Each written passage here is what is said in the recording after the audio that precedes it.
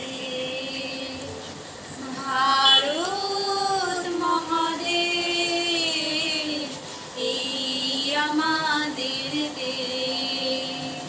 শিখ পারসিক হিন্দু খ্রিস্টান বৌদ্ধ জৈন আর মুসলমান এক একতার স্বপ্ন নিয়ে গড়া রঙিন এই দেশ, এই দেশ, এই দেশ, এই আমাদের দেশ ভারত মহাদেশ, এই আমাদের দেশ।